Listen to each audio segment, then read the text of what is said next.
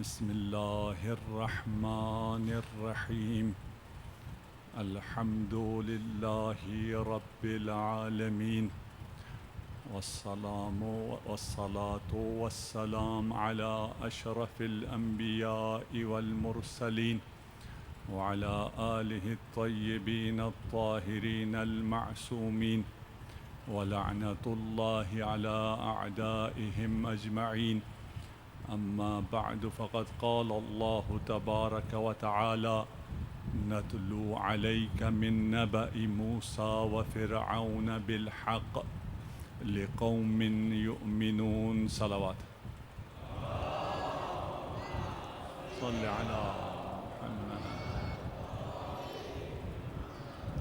داستان حضرت موسیٰ میں ایک اہم حادثہ پیش آیا اور حضرت موسیٰ کے ہاتھوں ایک مصری قبطی کا قتل ہو جاتا ہے. اس قتل کی داستان تورات نے بھی نقل کی اور قرآن نے بھی بیان کی. ہم نے دونوں روایات اور دونوں بیان ہم نے سامنے رکھا.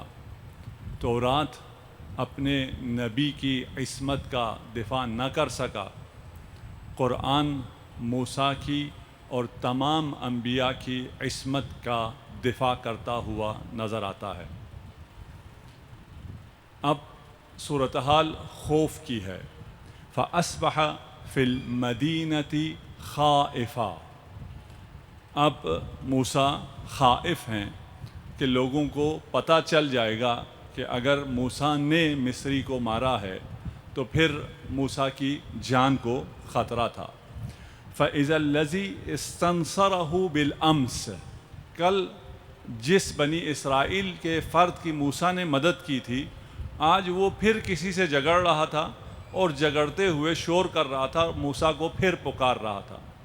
پہلے وہ استغاثہ کر رہا تھا, اپنی جان بچانے کے لیے موسیٰ کو پکار رہا تھا. آج وہ شور شرابہ کرتے ہوئے اب اس کو اعتماد آ گیا تھا کہ میرے پیچھے موسیٰ ہے, میں جو مرضی کروں موسیٰ کو آواز دوں گا وہ آ کے میرا کام چلا دے گا. تو ایسا ہوتا نہیں ہے. یہ ہم لوگوں میں بھی یہ توہم ہے. ہم بھی یہ سمجھتے ہیں کہ ہم جو مرضی کرتے رہیں, ہم مدد کو پکاریں گے تو مولا مدد کو آ جائیں گے. مولا آپ کی ضرورت کے وقت مدد کرتے ہیں. اگر اس نقطے کو ہم سمجھ لیں کہ مولا ہماری کب مدد کرتے ہیں, مولا کی مدد کا مطلب کیا ہے. اگر آپ گئے ہوں مدینہ, وہاں یہ متوع جو ہیں وہ آپ لوگوں کو تنگ کرتے رہتے ہیں. اس نے کسی مومن کو تنگ کیا اور اس کو تنگ کرنا شروع کیا, کہا بلا اپنے مشکل کشا کو, وہ مجھ سے تیری جان چھڑائے. اس نے کہا کیا تو کیا کہتا ہے؟ کہتا صرف خدا سے مدد مانگنی چاہیے. اس نے اس کے جیب سے پین نکالا اور پھینک دیا, کہا کہ اپنے خدا سے کے ذرے اٹھا کے دے, یا اللہ مدد. اگر اس کا یہ مطلب ہے کہ خدا اٹھا کے دے گا, خدا کوئی نوکر تھوڑی ہے, نعوذ باللہ. امیر المؤمنین آپ کے اس قسم کے کاموں کے لیے تھوڑی ہیں. ہم یا علی مدد کہتے ہیں کہ اے علی تو ہماری نصرت, ہماری خدمت کو قبول فرما. یا علی مدد کا مطلب یہ ہے کہ ہمیں قبول فرما, قربانی چاہیے تو حکم فرما. یہ یا علی مدد ہے, نہ کہ ہم کام خراب کرتے رہیں, ادھر کی ادھر کرتے رہیں اور پھر ہم کہیں یا علی مدد. اور پھر مشکل بھی, دشمن بھی ہم سے کہیں کدھر ہے تمہارا مشکل کشا. ہمارا مشکل کشا ہے, اور جو اصل وقت ہے وقت حاجت, وہ جب قبر سے شروع ہوگی آپ کی عاقبت ہے, وہاں ہر مرحلے پر انشاءاللہ علی آپ کی مدد کو آئیں گے. صلوات پڑھ دیجئے محمد و آل محمد.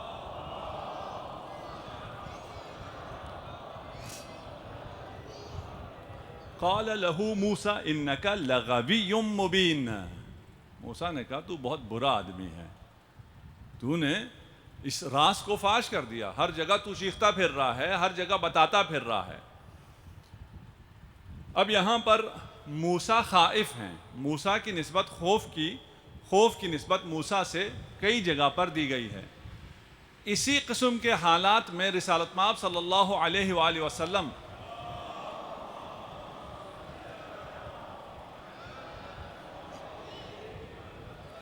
جب قرار پاتے ہیں تو آپ گھبراتے نہیں ہیں بلکہ ساتھ جو گھبرا رہا ہوتا ہے اس سے فرماتے ہیں اذ ہما فی الغار اذ یقول لصاحبہ لا تحزن ان اللہ معنا. یہ فرق ہے محمد کا اور موسیٰ کا. موسیٰ کیونکہ ایک مسئلہ ہو گیا ہے، ابھی خائف ہے اور مدین کی طرف روانہ ہونے والا ہے، چھپ رہا ہے. رسالت مآب غار میں ہیں، غار میں جو صاحب ہے، صحابی ہے، وہ ڈر رہا ہے. رسالت مآب فرما رہے ہیں لا تحزن، مت ڈر. کیوں؟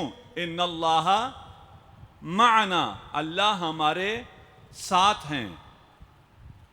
یہاں تک آگے یہ کام بعد میں کر لیں تو اچھا ہے، ان سے کوئی کہہ دے. صلوات پڑھ دیجیے محمد و آل محمد.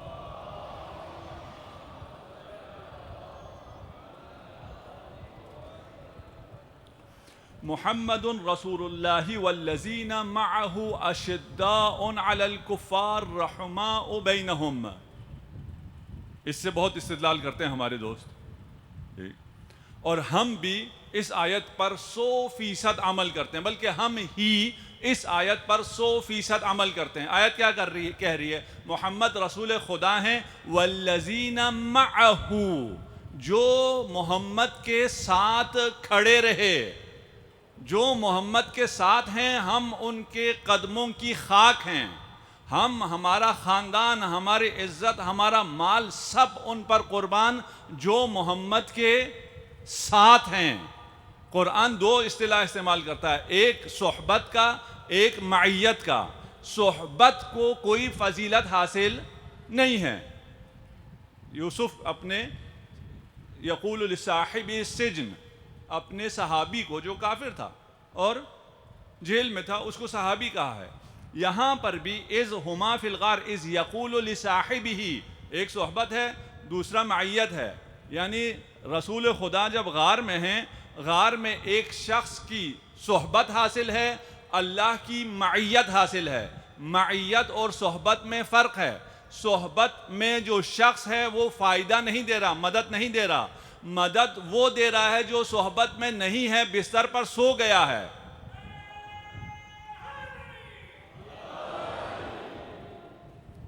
ہم مع کے قائل ہیں، والذین معہ، جو رسول کے ساتھ ہیں. اور یہ رسول کے ساتھ کون ہیں؟ آیت آگے چلتی ہے. یہ آیت ہمارا مورد مثال نہیں ہے، ہم آگے نہیں چل رہے. 5 شرائط ہیں، ان 5 شرائط پر جو قرآنی شرائط ہیں ان پر جو پورا اترتا ہے ان پر ہماری جانیں قربان. وہ صحیح اصحاب رسول ہیں، یعنی وہ لوگ ہیں جو رسول کے ساتھ ہر جگہ کھڑے رہے ہیں، دشمن کے ساتھ شدید ہیں، اپنوں کے ساتھ رحم دل ہیں. لیکن جو اپنوں کے ساتھ شدید ہوں، دشمن کے ساتھ آتا ہی نہ ہو، اس کے بارے میں قرآن خاموش ہے.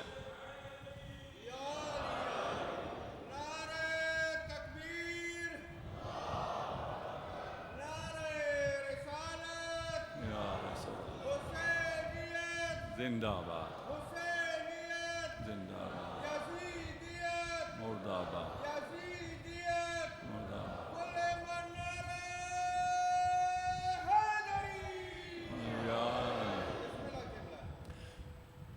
اب یہ داستان جو ہے اس میں نیا ٹوسٹ آ رہا ہے. وَجَاءَ رَجُلٌ مِّنْ أَقْصَى الْمَدِينَةِ يَسْعَى، آل فرعون میں سے ایک شخص دوڑتا ہوا آیا ہے. قال یا موسیٰ، آ کے کہا اے موسیٰ، ان الملأ، یہ جو ہماری جماعت ہے یہ آپ کے قتل کے در پہ ہے. انی لک من الناصحین، میں آپ کو نصیحت کرنے آیا ہوں، بتانے آیا ہوں، خبر دینے آیا ہوں. اب یہاں 2 لوگ ہیں، ایک بنی اسرائیل کا ہے، ایک قبطی ہے، آل فرعون میں سے ہے. جو آل فرعون میں سے ہے وہ سمجھدار ہے اور شیعہ موسیٰ ہے، اس کا مکتب تشیع ہے. جو بنی اسرائیل میں سے ہے وہ سمجھدار نہیں ہے، بیوقوف ہے.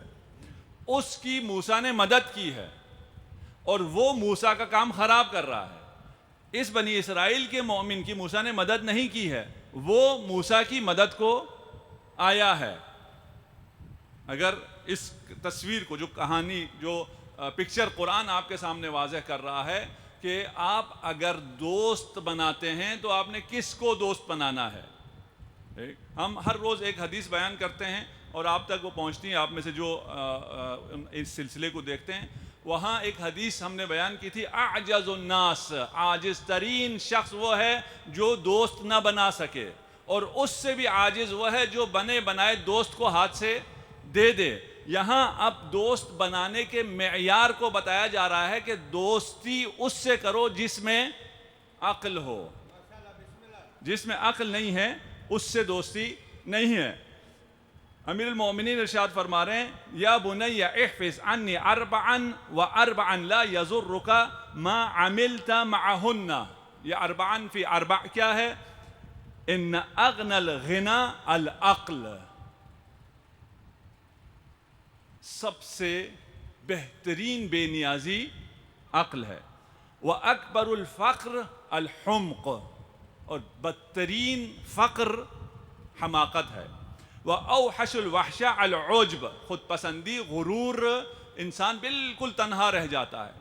اکرم الحسب حسن الخلق. یا بنی ایاک ومصادقۃ الاحمق, کسی احمق سے کبھی دوستی نہ کرنا. فإنه يريد أن ينفعك, وہ تجھے فائدہ پہنچانا چاہے گا اور تجھے نقصان پہنچا دے گا. یہ احمق کہتا پھر رہا تھا موسیٰ بڑا طاقتور ہے, اس نے ایک ہی مکہ مارا, وہ بیچارہ مر گیا.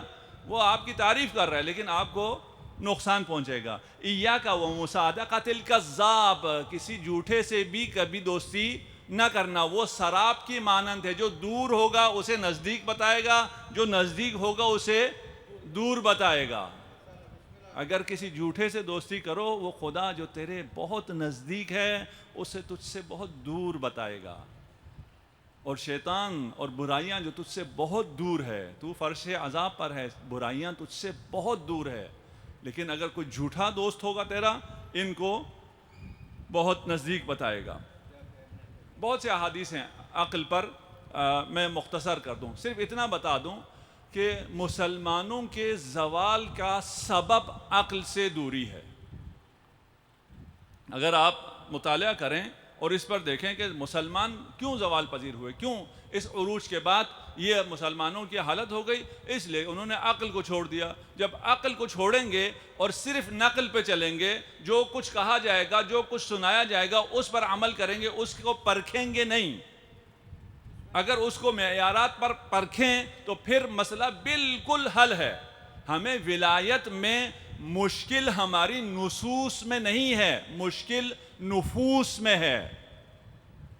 نہیں لیا آپ نے جملہ, نہیں, چھوڑ دیجئے اس کو بھی, ٹھیک ہے نا. جن کے نفوس میں مشکل ہے وہ یہاں نہیں ہے. ٹھیک, ولایت میں ہمیں مشکل نصوص میں نہیں ہے کہ نص کم ہو ہمارے پاس, نص صریح نہ ہو, نص بیانگر نہ ہو, بلکہ مشکل نفوس میں ہے. نفس اس قابل نہیں ہے کہ وہ ان پاک کلام معصوم کو سمجھ سکیں, ان نصوص قرآنیہ کو سمجھ سکیں, ہضم کر سکیں. وَإِلَّا صحیح بخاری نے صرف 3 حدیثیں نقل کی ہیں فضائل امیر المومنین میں, صرف 3. جب فضائل امیر المومنین میں جسے صرف 3 ملیں, اس کے تعصب کا آپ اندازہ لگا سکتے ہیں. ان 3 میں سے میں کہتا ہوں کوئی ایک, صرف ایک, یا علی انت منی و انا منک, 5 کلمات ہیں. صحیح بخاری کی یہ روایت ہے. یہی روایت فضیلت علی ابن ابی طالب پر, خلافت علی ابن ابی طالب پر, ولایت علی ابن ابی طالب پر, وصایت علی ابن ابی طالب پر کافی ہے.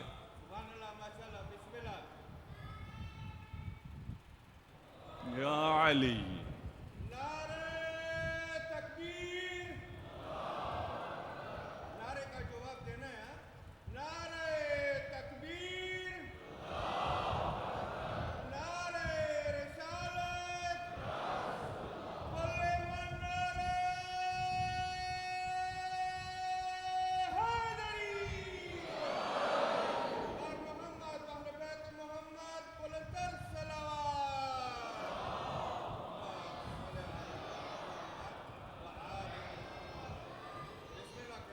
بعد از خدا بزرگ توئی, قصے مختصر, حضرت سے بڑھ کر تو کوئی بھی نہیں ہے. آنچه خوبان همه دارن تو تنها داری. تمام تر فضائل کمالات سب کچھ کس میں ہے؟ محمد مصطفیٰ میں ہے. جو کچھ محمد مصطفیٰ میں ہے خود وہ فرما رہے ہیں کہ یہ علی تجھ میں ہے، انت منی. اس کے بعد کسی اور کے لیے کون سی جگہ رہ گئی؟ کسی اور دلیل کی ضرورت ہی کوئی نہیں ہے. یہی 5 کلمات کافی ہیں، تمام حقائق آشکار ہو جاتے ہیں. پھر انت منی و انا منک، میں تجھ سے ہوں، میری خاتمیت پر دلیل تیرا وجود ہے. ایسی ہستی جو کہ تمام بشریت میں محمد کے بعد افضل ترین ہے، اس لیے کہ وہ نفس رسول ہے، شریک رسول ہے. اس کے ہوتے ہوئے جب وہ نبی نہیں ہے، اس کا مطلب یہ ہے کہ ختم نبوت پر سب سے بلند ترین دلیل وجود مبارک علی ابن ابی طالب ہے.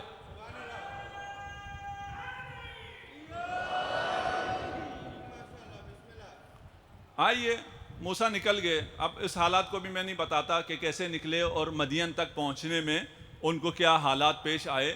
مدین 1300 کلومیٹر پیدل راستہ، ان کے پاس نیگیویٹر بھی نہیں تھا کہ وہ اس میں ڈالیں اور ان کو روٹ ملتا چلا جائے. کوئی ادھر ادھر تھوڑے بہت شاید بھٹکے بھی ہوں، کچھ آرام بھی کیا ہو. مسلسل اگر چلیں تو 45 دن مدین پہنچنے کے لیے مصر سے پہنچ گئے. پہنچنے کے بعد کیا ہوا قرآن بھی بیان کر رہا ہے اور تورات بھی بیان کر رہا ہے. تورات کیا کہہ رہا ہے؟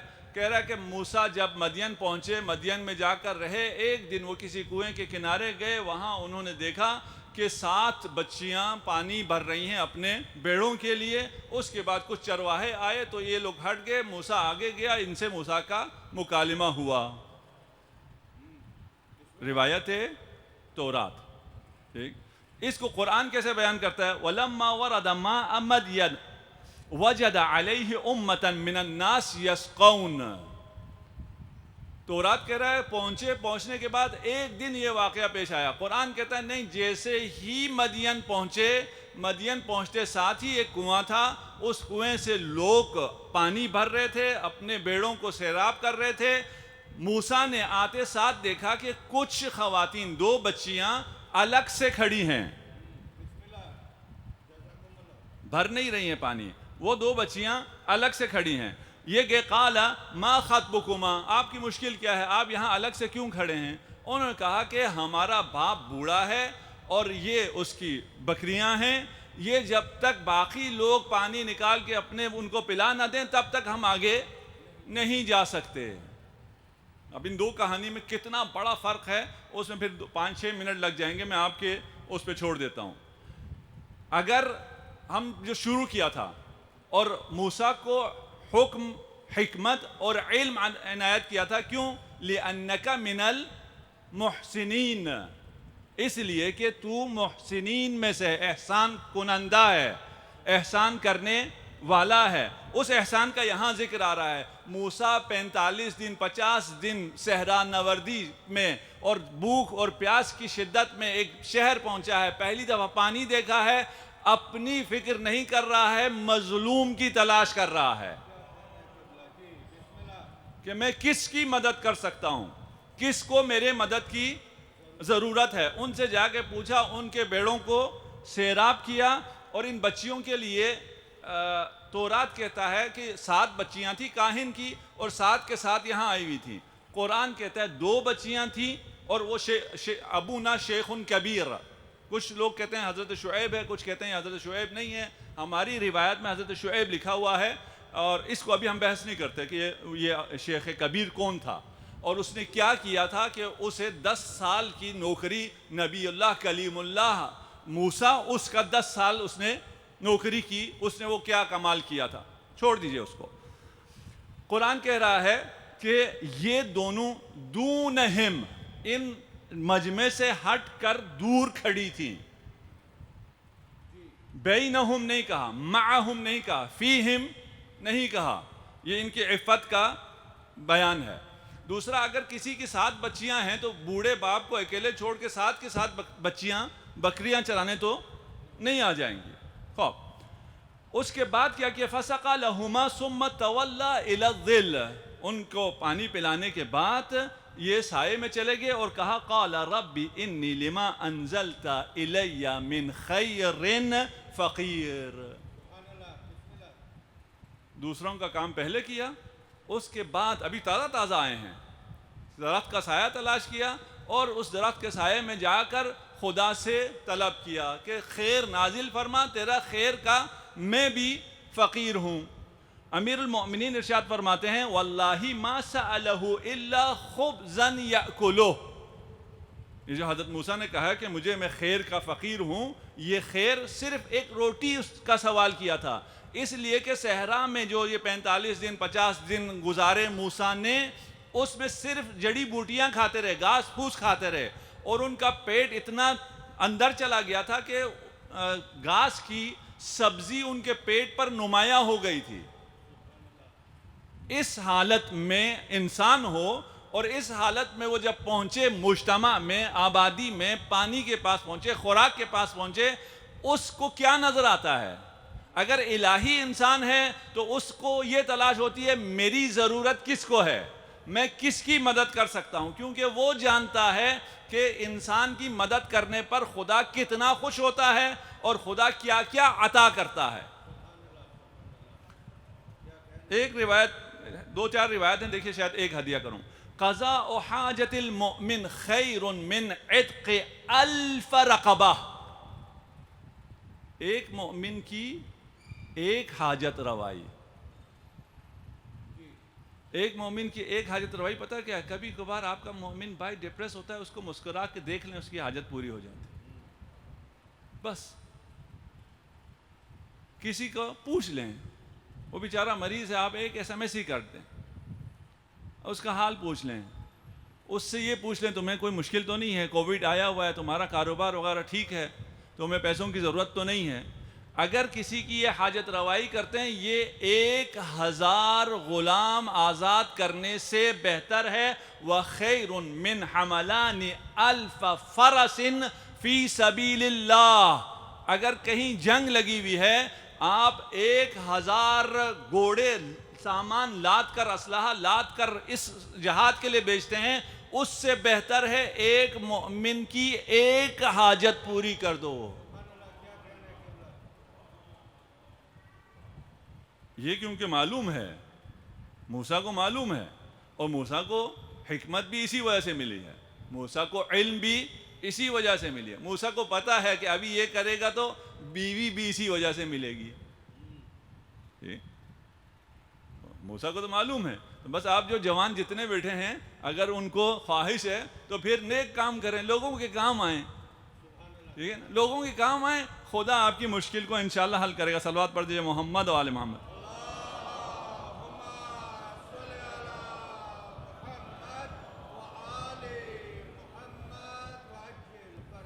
اب موسیٰ نے خدمت کی، احسان کیا، اور درخت کے نیچے آ کے بیٹھ گئے، مانگ کیا رہے ہیں کہ ایک لقمہ، ایک روٹی کا ٹکڑا مل جائے بہت ہے۔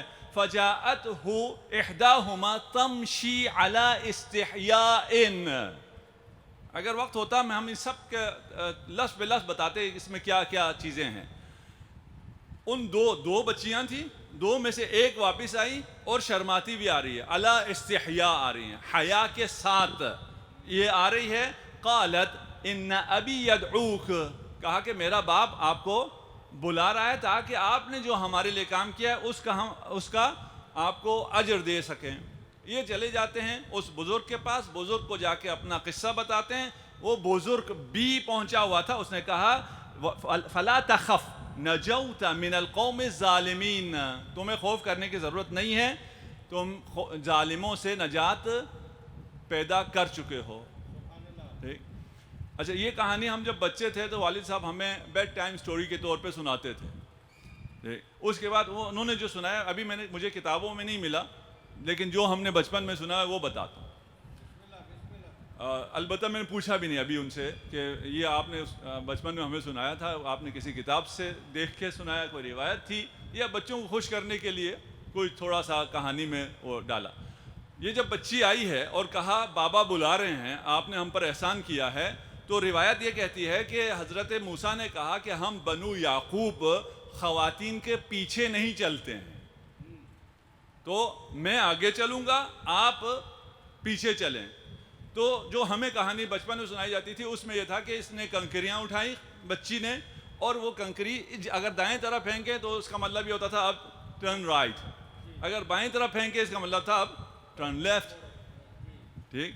اور اگر یہ روایت ہے تو اس کا مطلب یہ ہے کہ نامحرم کے ساتھ گفتگو بھی کم سے کم ہونی چاہیے. ٹھیک ہے نا. نامحرم سے گفتگو ہو سکتی ہے، یہ بچیاں بھی باہر کام کرنے گئی ہیں، انہوں نے اپنی مشکل بھی بیان کی ہے. اگر میں نے جیسے عرض کیا، اگر میرے پاس وقت ہوتا میں ان تمام جگہوں پر ہاتھ رکھ کے آپ کو بتاتا کہ یہ دیکھو یہاں بچیوں نے کتنا بولا، موسیٰ نے کتنا بولا، یہاں جو بچی آئی ہے اس نے کتنا بولا، موسیٰ نے کتنا جواب دیا. کوئی اضافی بات نہیں ہے، کوئی فضول بات نہیں ہے، کوئی ادھر ادھر کی بات نہیں ہے. ضرورت کی بات کرو، نامحرم کے ساتھ زیادہ اختلاط مت کرو. ہمارے ہاں یہ باتیں ختم ہوتی جا رہی ہیں، زمانہ بڑا ایڈوانس ہو گیا ہے، خرابیاں اس کی وجہ سے بہت زیادہ مچ رہی ہیں. اگر صحیح سچی محبت چاہیے تو یہ کرو. اس کے بعد آگے کیا ہو رہا ہے؟ قالت احداہما یا ابت استاجرہ. یہ جو گئی تھی اس کا دل حضرت موسیٰ پہ آ گیا. حضرت موسیٰ نے اگر اضافی بات کی ہوتی تو پھر اس کا دل کہاں آنا تھا؟ کیونکہ حضرت موسیٰ نے نظریں نیچے رکھی، کام کی بات کی ہے، حیا کا مظاہرہ کیا ہے. اس نے بچی کہتی ہے اپنے باپ سے کہ اسے آپ کام پہ رکھ لیجئے، اس لیے کہ ان خیر من استاجرت القوی الامین. بچیوں کو اگر آپ امین ہیں تو انہیں پسند آتے ہیں. اور بچیوں کے لیے، بچوں کو بھی اسی طرح، شاید آپ لوگوں کو بھی ہے نا. اگر بچیاں امین ہوں، حیا ان میں ہو، عفت ہو تو لڑکوں کو پسند آتی. یہاں بچی نے اظہار کیا، اور یہ بھی قرآنی ہمیں درس مل رہا ہے کہ اگر بچی اپنی پسند کا اظہار کر رہی ہے تو یہ کوئی بے حیائی نہیں ہے. یعنی بچی کو اگر کوئی رشتہ پسند آ گیا ہے، وہ آ کے اپنے والد سے کہہ سکتی ہے کہ بابا مجھے فلان بچہ پسند آیا ہے، اور پسند آنے کی وجہ یہ ہے کہ وہ اخلاقی ملاقات میں بہت اچھا ہے. فلاں شادی میں فلاں جگہ گئے، سب سے زیادہ ڈیسنٹ وہ تھا، اس نے کسی نامحرم کی طرف نگاہ اٹھا کے دیکھا ہی نہیں، اس کے اس اخلاق کی وجہ سے مجھے وہ پسند آ گیا ہے. یہ کہنے میں کوئی حرج نہیں ہے. اچھا، اس سے آگے اس سے بڑھ کے ہو رہا ہے. حضرت شعیب یا وہ بزرگ جو بھی ہیں وہ آفر کر رہے ہیں حضرت موسیٰ کو کہ میری اس بچی سے آپ شادی کر لیں. یہ بھی ہمارے معاشرے میں نہیں ہوتا کہ ہمارے معاشرے میں لڑکی پروپوز کرے، جا کے رشتہ اپنا لے کے جائے. یہ ہمارے معاشرے میں نہیں ہوتا، جبکہ اسلام میں اس کی کوئی ممانعت نہیں ہے، قرآنی تعلیمات میں اس کی ممانعت نہیں ہے.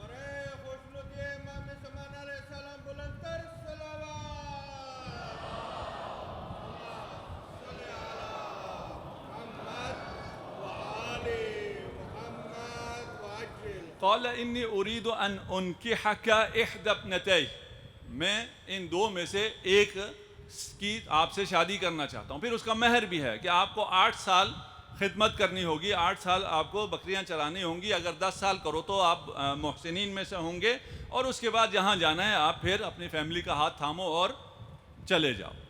ادھر ہم اس میں بھی زیادہ معطل نہیں ہوتے. مدین میں 10 سال رہے یا 8 سال رہے، اکثر مفسرین کہتے ہیں 10 سال رہے، اور اس کی وجوہات کیا ہیں ابھی ہم اس میں تفصیل میں نہیں جا رہے. 10 سال بعد حضرت موسیٰ اپنی فیملی کا ہاتھ تھام کے واپس اب مصر جا رہے ہیں. مصر واپس کیوں گئے؟ مدین سے واپس مصر کیوں گئے؟ تورات وجہ بیان کرتا ہے، قرآن اس بارے میں خاموش ہے کہ کیوں واپس گئے. قرآن کہتا ہے واپس گئے، تورات کہتا ہے واپس اس لیے گئے کہ وہ فرعون جو ولادت حضرت موسیٰ کے دور میں تھا وہ مر گیا. وہ جب فرعون مرا تو جو نیا فرعون آیا اس نے بنی اسرائیل پر مزید ظلم کرنا شروع کیا. اس پر جب بنی اسرائیل پر ظلم بہت زیادہ بڑھ گیا تو فریاد بنی اسرائیل آسمان تک پہنچی، تو خدا کو یاد آیا، اوہو ان سے بھی میں نے کوئی وعدہ کیا ہوا تھا. تورات نقل کر رہا ہوں، ٹھیک، یہ ذرا خیال رکھیے گا. یہ تورات کہہ رہا ہے، تورات کی سوری یوں ہے کہ مدین سے واپسی کی وجہ یہ ہے کہ فرعون مر گیا. اس کا مطلب یہ ہوا کہ 2 فرعون ہو گئے، فرعون زمان ولادت اور فرعون جب یہ پوری سٹرگل آپ جا کے تبلیغ کریں گے حضرت موسیٰ، وہ اور فرعون ہو گیا، یہ اور فرعون ہوا. یہ تورات کے مطابق. قرآن کے مطابق وہ ایک ہی فرعون ہے، موسیٰ کا واسطہ ایک ہی فرعون سے پڑا ہے. دوسرا اس میں مشکل یہ ہے، وہ کہہ رہا کہ خدا بھول گیا تھا، لوگوں نے جب زیادہ دعا کیا تو خدا کو یاد آ گیا کہ میں نے تو بنی اسرائیل سے بھی کوئی وعدہ کر رکھا تھا. جیسے ہم نے پہلے کہا نا، حضرت یوسف نے کہا تھا کہ کوئی موسیٰ ابن عمران آئے گا تمہیں نجات دے گا، یہ خدا کا وعدہ ہے، لیکن خدا اپنا وعدہ نعوذ باللہ بھول گیا تھا. خوب، ہمیں اس سے کام نہیں ہے، صرف ہمیں یہ ہے کہ یہ پتہ رہے کہ تورات میں اس قسم کی باتیں ہیں جو ناقابل قبول داستان ہے. اس کے بعد جب وہ چلے ہیں تو قصہ نار آ جاتا ہے، آگ کا واقعہ آ جاتا ہے. فلما قضى موسى الاجل، جب موسیٰ نے اپنا پیریڈ پورا کر لیا، 10 سال پورا کیا، 8 سال پورا کیا. وَسَارَ بِأَهْلِهِ آنَسَ مِنْ جَانِبِ الطُّورِ نَارًا، جانب طور سے ایک آگ دیکھی، کیونکہ سردی میں جا رہے تھے، تاریک تھا، اندھیرا تھا، راستہ پتہ نہیں چل رہا تھا. اس وقت ایک آگ نظر آتی ہے. قَالَ لِأَهْلِهِ امْكُثُوا إِنِّي آنَسْتُ نَارًا. یہ آگ صرف حضرت موسیٰ کو نظر آ رہا ہے، اور باقی جو ان کے ساتھ اہل بیت ہے وہ اس آگ کو نہیں دیکھ پا رہے.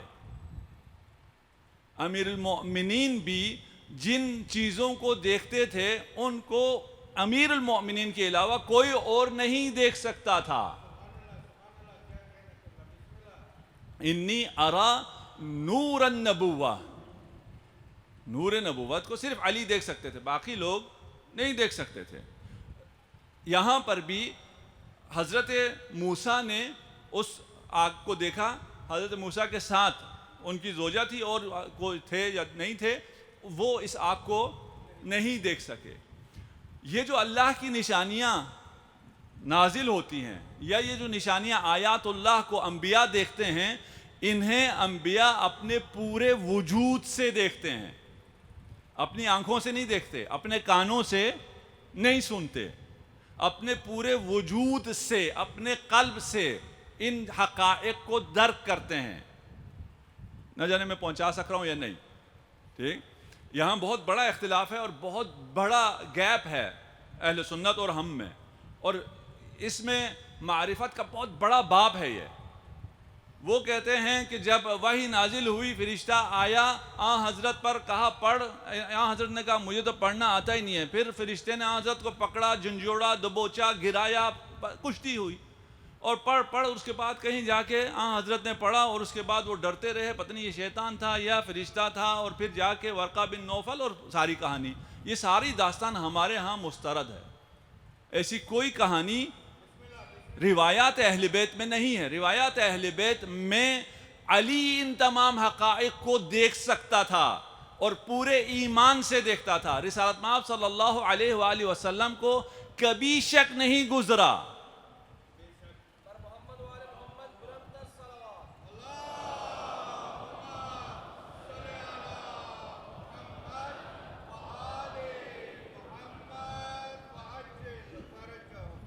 خلاصہ یہ نظر آیا ان کو، اور ایسے نظر آیا جس میں کوئی شک نہیں ہے. کہا تم یہاں ٹھہرو، میں جاتا ہوں، یا خبر لے کے آؤں گا یا آگ کا کوئی حصہ لے کے آؤں گا تاکہ تم اس کو سیکھ سکو. فلما آتاها نودي من شاط الوادي الأيمن في البقعة المباركة من الشجرة ان يا موسى إني أنا الله رب العالمين. آپ تنہائی میں جا رہے ہوں، اندھیرا ہو، غربت ہو، کوئی آپ کو پہچاننے والا نہ ہو، پھر اگر کوئی آپ کا نام لے کر محبت سے آپ کو پکارے یا موسیٰ، کتنا سکون ملے گا اس ندا سے. کیا روحانی کیفیت ہوگی حضرت موسیٰ کی. یا موسیٰ انی انا اللہ. اس میں بہت ظرافت ہے، انی میں بہت ظرافت ہے. پڑھیے گا اس کو، تفاسیر نے لکھا ہوا ہے. انی انا اللہ رب العالمین، میں خدا اللہ رب العالمین، عالمین کا پالنہار، تم سے مخاطب ہوں. فاخلع نعلیک، اپنے جوتے اتار دے. انک بالوادی المقدس طویٰ. اسے ہم نے کل بارگاہ علمدار میں اس آیت کو بیان کیا تھا، اگر وقت ہوا تو اس کو سن لیجئے گا، یہاں ہم بیان نہیں کرتے.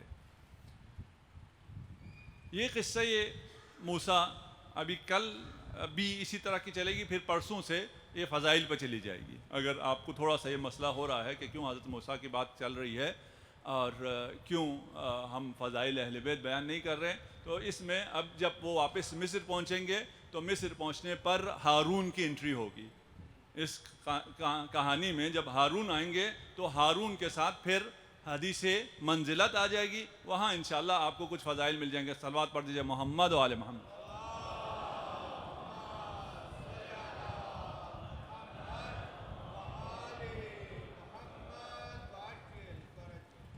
فرق یا علی، فرق ہے اہل بیت محمد میں اور اہل بیت موسیٰ میں. اہل بیت موسیٰ ساتھ ہے، وہاں انہیں پتہ نہیں چلا یہ وادی مقدس ہے، خدا کو کہنا پڑا انک بالواد المقدس طویٰ. لیکن اہل بیت محمد جب وادی مقدس کربلا میں پہنچی، جس طرح جیسے ہی زینب کبریٰ نے قدم رکھا کربلا میں، غش کھا کر گر پڑی. جب ہوش آیا اور پوچھا تو کہا بھیا حسین، اس خاک سے آپ کے خون کی بو آ رہی ہے. بتایا گیا کہ یہ کرب و بلا کی زمین ہے، یہیں ہمارے خیمے لگیں گے، یہیں ہمارے جوان قتل ہوں گے، یہیں ہمارے بچے ذبح ہوں گے، یہیں اہل بیت کی چادریں لٹیں گی. اجرکم علی اللہ. آج ہم نے پرسہ دینا ہے زینب کبریٰ کو، جو اپنے بچوں پر نہ رو سکی، جو اپنے بچوں کو تیار کر رہی ہے، اون و محمد کو تیار کر رہی ہے. تم جعفر کے پوتے ہو، تم جعفر طیار کی شجاعت کے مظاہر دکھانا، تم حیدر کرار کے نواسے ہو. چھوٹے ہوئے تو کیا ہوا، کل کسی سے پیچھے نہیں رہنا، اب تیار کر رہی ہیں. روایات کہتی ہیں یہ بچے اتنے چھوٹے تھے کہ ذرا بھی ان کے جسم پر پوری نہیں آتی تھی.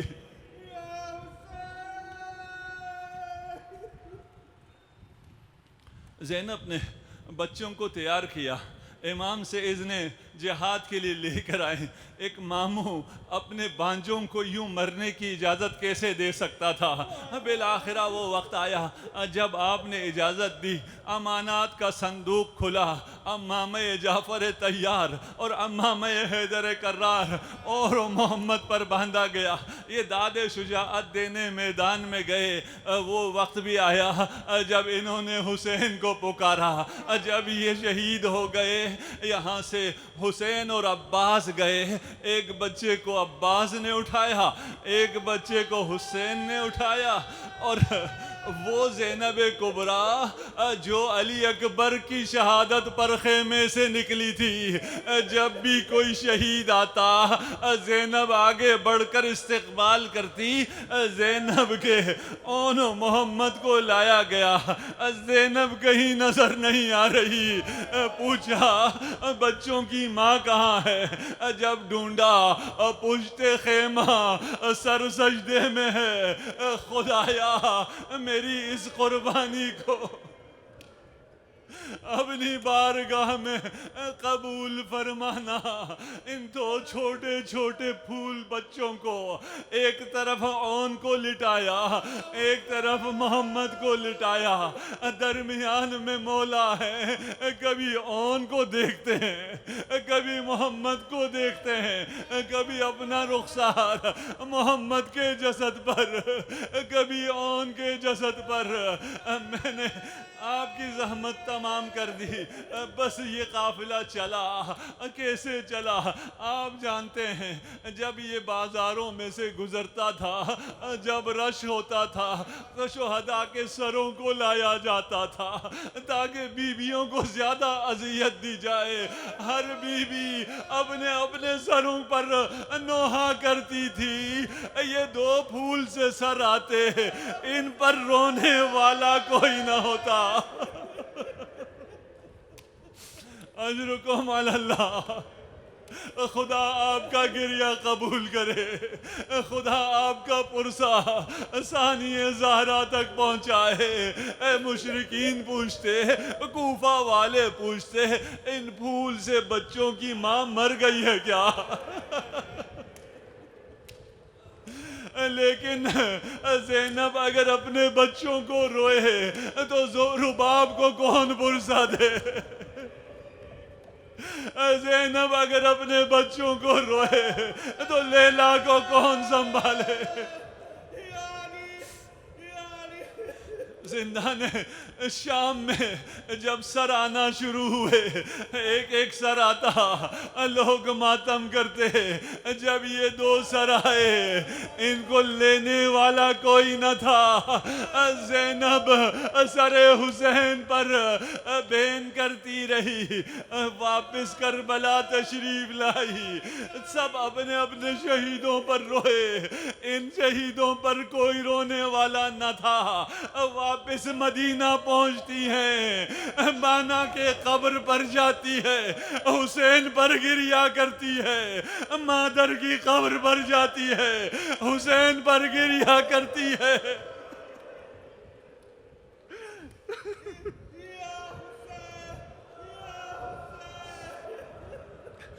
مائیں اس غم کو سمجھ سکتی ہیں، اس کیفیت کو ہم مرد نہیں سمجھ سکتے۔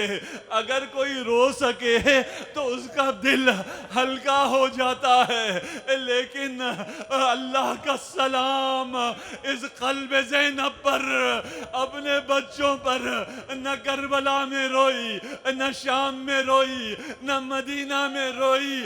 قافلے کو گھروں میں پہنچانے کے بعد جب اپنے گھر آتی ہے، جب خالی صحن دیکھا ہوگا، جب چھوٹے چھوٹے بھی سر دیکھے ہوگا۔ ہمارے اس پرسے کو، اس توسل کو اپنے بارگاہ میں قبول منظور فرما، تمام عزاداروں کو اپنے حفظ و امان میں رکھ۔ جتنے مریض ہیں بالاخص شیخ شفا نجفی، الحاج مصطفیٰ گوکل اور باقی تمام مرضائے اسلام کو شفائے عاجل عنایت فرما۔